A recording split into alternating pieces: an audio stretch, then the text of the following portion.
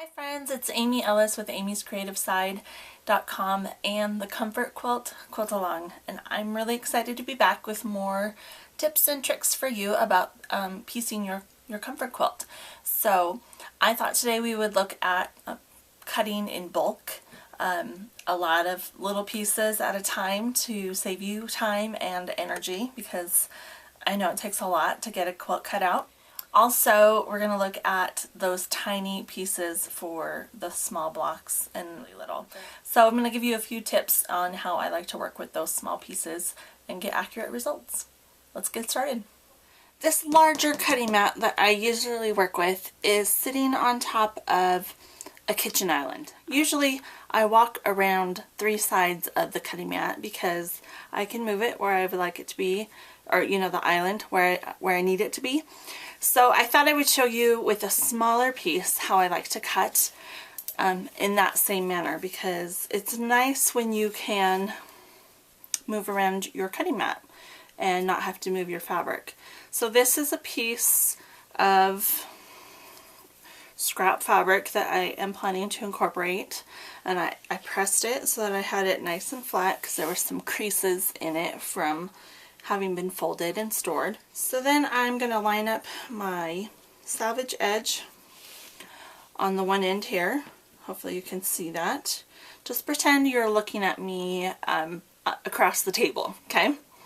So then I walk around my mat and trim off the edge to square my fabric, okay? And this is true if I'm working with yardage or scraps. I always square up my edge. So there we go, we're square. So then I'm going to turn this back around, and you'll notice that I have not moved the fabric at all. I'm just moving the mat, and typically this is me moving around the cutting mat, so that because this one is meant for this larger mat behind it, it's meant for a yard of fabric.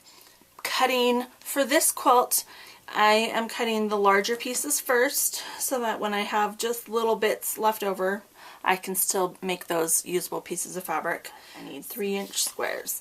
So I'm lining up my ruler on the edge of, the straight edge that I cut. I'm also using the top and the bottom measurements to make sure that it's square. And then I'm just going to cut. And I'm going to cut as many strips across as I can from this piece and from the, from the width. So we're lined up again. I'm going to cut across. Now it looks like this is not quite 3 inches. And so I'm going to cut the next largest size that I need. So 1 3/4 is the next size. And then this is going to fall open, and I will probably get one more cut out of there at 1 3/4. Looks good. So I could also, if it wasn't quite big enough, I would have cut the 1.5 or the 1 inch.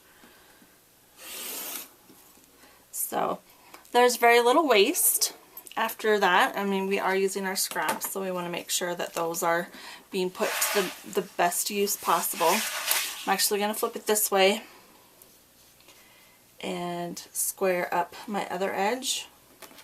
So, and you'll notice I'm closing my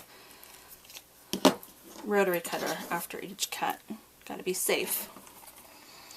So yeah, I'm just walking around, not moving my fabric, because as soon as I start moving it, like I'm going to now, then there's, more room for air. So that one I'm just going to move up out of the way just enough. And then I'm going to get my smaller ruler and have it all squared up. And then I'm just going to cut. And so we work that way and get it done. And this would be true as well if I'm working from yardage, and I would cut pretty much the same way. I always cut my biggest pieces first. So, and here we have a little bit of leftover. I'm going to see if I can cut some 1.5 inch squares from those, because I need a whole bunch of those. and it is pretty quick and simple to make the most of these 3-inch strips already here. So there you have it. So then I will pick up all my 3-inch squares, and then I'm just left with my 1.5-inch squares to trim down because they're 1.5 by 3 at the moment. And I like to keep a running tally. So if I'm on my sheet here, I would count up the number of pieces that I've just cut and keep a running tally so that I don't cut too much of one type, especially since I'm cutting from scrap. If I'm cutting from yardage and I know the exact number of strips that I need to cut, it's quite a bit simpler to keep track. But there's 16 3-inch squares. So I'll just keep a tally and make a note here. And then keep going. So, and then I ended up with 8 1.5-inch. So looking at this smallest block, there are a number of places that things could go wrong, and that's just totally honest.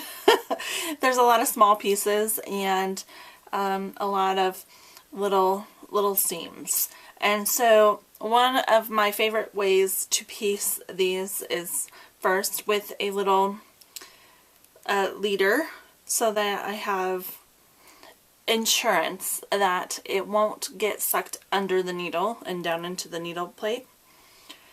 So that's the first thing. And then I like to do all the small pieces together. So chain piecing all the blocks that I'm planning to sew this week, and I like to get the smallest out of the way first. Then when I move on to the bigger blocks, the mindset is, wow, this is easy. So when I'm at the machine, I start with my 3 pieces, and I've shown you how I have these organized, and I'll lay them out and kind of decide on, you know, which piece gets which fabric, because I like to be spontaneous with these and not plan it out too far. Plus, with such tiny pieces, if I plan it out too far, they're going to get all shuffled and rearranged before I get to the sewing machine. So get it arranged, and then just match up those edges before you slide them under the needle. So, and I just kind of use my nails and my fingertips to finesse it and get it ready to go. And then I just do this just before I slide it under the needle, and then I do the next one. Another big tip, slow down. Like, seriously, slow down. I always pretty much sew at top speed a lot of the times, but when it comes to these tiny little pieces and this block, you definitely need to slow down. So, you know, just take into account that it's only a few stitches that you're slowing down for. There's maybe 15 across one seam, or, you know, one little unit here. And just slow down. If you have your seam set at 2.5, you might want to make it 2 millimeters. Just so that you have plenty of seam, or, you know, plenty of stitches in this small little window. The one tool that could be handy in this situation is the Stiletto, and I have this one by Clover. I like it well enough. It helps get things under the needle sometimes, but most of the time I really just prefer my fingertips. So if your finger dexterity isn't as good, you might want to look into a stiletto. This one is by Clover, and it's got a comfortable handle so that you can use it, you know, for quite a while. And so this could just help get it under the needle on your machine. But see there, I just touching it, I have to rearrange again and make sure that I get it together in the right place. So I prefer my fingers, but this is a good option if you need a little something more. This I did piece and sew with accurate 1/4 inch seam allowances, and I did not need to trim down my block in any way. So if you're needing to trim quite a bit off of, you know, one edge or another, definitely double check your seam allowance and work on getting that more accurate for better results with your blocks. hope this has been really helpful. I am looking forward to seeing all your blocks pop up this week, and I am really excited to see quilts come together. So I hope you have a great week. Let me know if you have any questions, and happy sewing.